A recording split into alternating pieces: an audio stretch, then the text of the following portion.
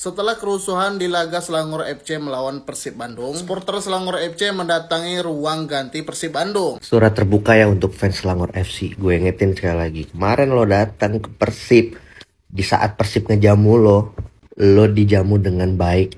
Giliran kita yang kesana, kenapa seperti itu?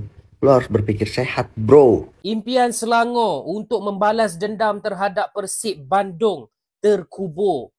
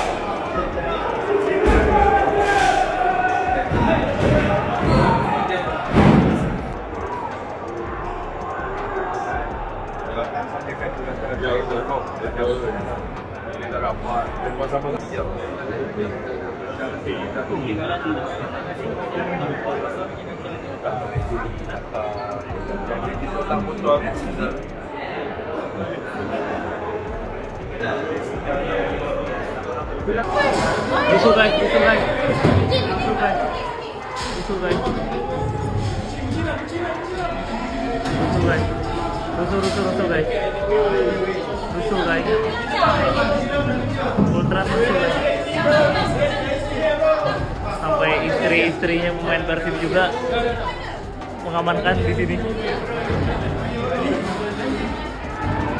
Akibat fans Selangor demo besar-besaran, Boboto dan Persib Bandung tertahan di dalam stadion sekitar 1 jam. Ya, di matchday keempat ACL2, Selangor FC yang menjamu Persib Bandung, mereka harus menerima hasil pahit usai kalah dengan skor tipis 2-3. Dan akibat kekalahan tersebut, fans Selangor melakukan demo besar-besaran di luar stadion. Dan bahkan mereka sempat mencoba menerobos masuk ke ruang ganti Persib Bandung.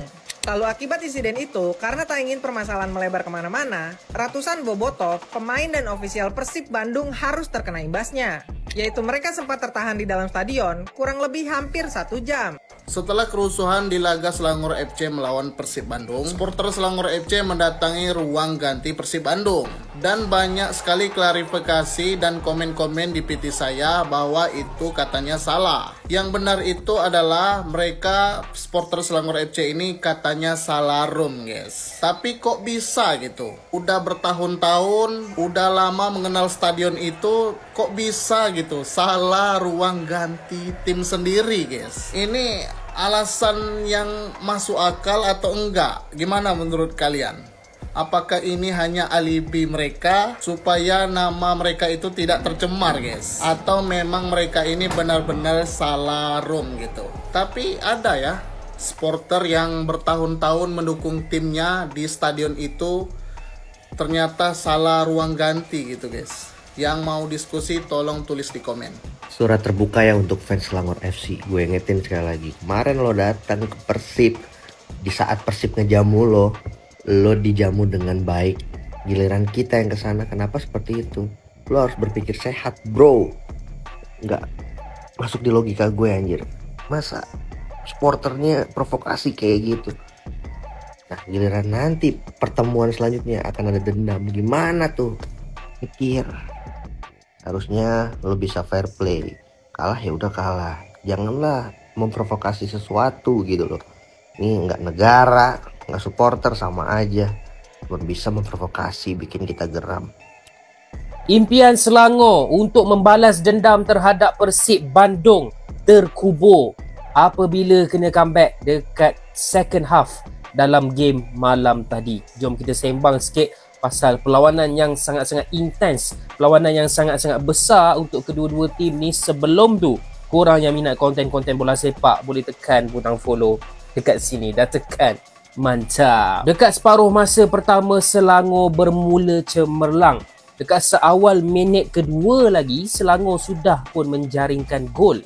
Okey, gol yang sangat-sangat cantik, assist yang sangat baik daripada pemain nombor 11. Macam mana dia dribble, macam mana dia take on players. Beberapa player dia dribble dan berjaya melakukan hantaran hingga nak tap in sahaja, dan Selangor leading 1-0 pada minit kedua. Lepas tu pada minit ke-17 pula ada berlaku salah faham, chaos dekat dalam kotak penalti untuk tim Persib Bandung. Maka terjadinya gol yang kedua. Bila dah lead 2 gol sebelum minit 20 lagi, ramailah yang akan sangka, oi, Selangor cruising malam ni, menang mudah lah ni, paling-paling 3-0 ke 4-0 ke kan. Tapi nampaknya dekat separuh masa kedua kena comeback lah, man. Persib Bandung serang bertubi-tubi, tidak mengalah walaupun ketinggalan 2-0, dan akhirnya berjaya menjaringkan gol dan gol dan gol sampai ke hujung, sampai ke titisan terakhir. Persib Bandung tak give up dan diorang berjaya menang dekat away. Untuk Selangor ni diorang kira menang home and also away. So gol pertama Persib berlaku pada minit 49 dan bagi aku itu gol yang sangat-sangat penting lah. Okay, gol itulah yang menjadikan momentum Persib ni untuk comeback. Sebab apa, kalau kau berjaya skor seawal minit 49 dalam second half, maknanya dalam mentality kau, dalam mindset kau, oh boleh ni, boleh comeback ni, kita boleh lawan balik ni. Kalau kau gol pertama tu minit 70 ke, minit 80 ke, mungkin dalam hati kau macam, aduh dah lambat lah. Tapi bila dah gol awal dekat second half tu, Persib memang terus menyerang dan menyerang. Dan akhirnya minit 97 memang betul-betul dah penghujung game, Persib berjaya melakukan gol kemenangan. Dan ia sebenarnya agak sayanglah juga sebab blunder daripada keeper Selangor, Syekh Izhan. So bila habis game, korang boleh tengoklah Syekh Izhan menangis sebab memang dia betul-betul rasa bersalah bola yang boleh diselamatkan pada penghujung game. Okay, tapi secara jujurnya Syekh Izhan sangat-sangat perform untuk game malam tadi. Inilah dia guys, realiti seorang keeper.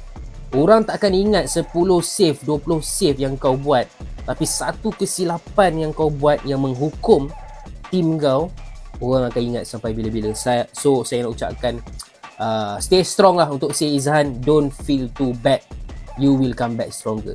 Jujurlah aku cakap, Persib Bandung kuat shoot, bukan level Selangor. Memang patut Persib Bandung menang. Masa Selangor dapat 2 biji itu, separuh masa pertama aku ingat bolehlah tambah gol lagi. Rupa tak, semua parking bus. Sekali aku tengok Persib Bandung memang respect shot. Aku respect betul lah Persib Bandung. Apa-apa pun tanya kepada Persib Bandung ya, memang korang kuat, serius aku cakap. Korang lah yang patut layak pergi ke SCL tu, bukan Selangor. Selangor memang bukan level Persib Bandung. Okay guys, aku tengah sedih ni. Adios, bye-bye. Aku tidak lari guys, aku masih lagi ada ni. Okay, apapun, tahniah untuk Persib Bandung. Comeback 3-2 ke atas Selangor. You all deserve my respect. Dan Selangor FC, aku tak tahu guys apa yang terjadi pada korang semua. Faktanya Selangor FC adalah beban. That's it. Aku harap penyokong Selangor maafkan aku apa yang aku kata selama ni. Dan Persib Bandung, welcome next round untuk SCL tu. You deserve untuk pergi lebih jauh. Dan Selangor FC, aku dah jelaskan dalam video lain dah, kau boleh pergi tengok. Dan yap, agak kecewa lah kan. First half dan second half berbeza. First half aku tengok Selangor macam ni, tapi second half nothing to say. Selamat tinggal Asia. Itu hari main di tempat lawan kalah, tapi malam tadi bermain di tempat sendiri, hometown. Takkan kalah juga kot. Aduh. leading 2-0 tu, tapi last kalah juga. Siapa yang pergi malam tadi tengok perlawanan tu, kau rasa berbaloi ke beli tiket tu? Dah lah kalah, lepas tu dengar dekat luar stadium ada pergaduhan. Betul ke? Nanti korang komen lah. Apa lagi aku nak cakap untuk pasukan Selangor ni? Nak cakap lebih-lebih tak boleh, tapi korang mesti ada komen-komen yang korang nak beritahu kan, ataupun perkataan yang sesuai untuk pasukan Selangor ni. Okey, untuk perlawanan malam tadi Selangor menentang Persib Bandung. Kalah ya. 3-2. Aduh, tak ada rezeki lah. So macam biasalah, aku pun tak mau lebih untuk perlawanan malam tadi Selangor menentang Persib Bandung. Kalau korang ada pendapat ataupun apa-apa yang korang nak komen ke, idea ke, tak kira dah apa saja yang korang nak komen, nanti korang komen je dalam ruang komen. Okey? Cantik. Kalah semua 4 perlawanan setakat ini, sama ada di tempat lawan atau di tempat sendiri, membuktikan Selangor tiada kualiti, tidak cukup kualiti untuk bersaing di Liga Juara-Juara Asia 2, ACL 2. Berdepan pasukan dari Asia Tenggara seperti Bangkok United dari Thailand, Lion City Sailors dari Singapura dan Persib Bandung dari Indonesia, Selangor bolos 13 kali dan hanya mampu menjaringkan 6 gol. Kekalahan 2-3 ketika menentang Persib Bandung di Stadium MBPJ malam tadi cukup mengecewakan. Ini kerana Selangor yang bermula dengan baik mendahului 2-0 sehingga rehat. Tapi mereka longlai pada babak kedua dan bolos 3 kali menyebabkan kalah 2-3 selepas kalah kepada lawan sama 2-0 sebelum ini. Tidak hairanlah penyokong Selangor berkumpul di pintu utama stadium untuk berjumpa dengan pengurusan sebelum Faisal Halim atau Miki menenangkan keadaan dan bertemu dengan penyokong terbabit. Berhasil ada baki 2 perlawanan, tapi 4 kekalahan berturut-turut itu menyebabkan Selangor tersingkir. Pada masa sama, pujian harus diberikan kepada Persib Bandung, bimbingan Coach Boyan Hodak apabila bangkit daripada ketinggalan 0-2 untuk mengasak habis-habisan dan menang 3-2. Harus ada sesuatu yang sepatutnya menjadi pengajaran kepada pengurusan Selangor FC, terutama pemilihan pemain import. Pertukaran jurulatih daripada Katsuhito Kinoshi kepada Christophe Gamel tidak mampu mengubah nasib mereka di peringkat Asia.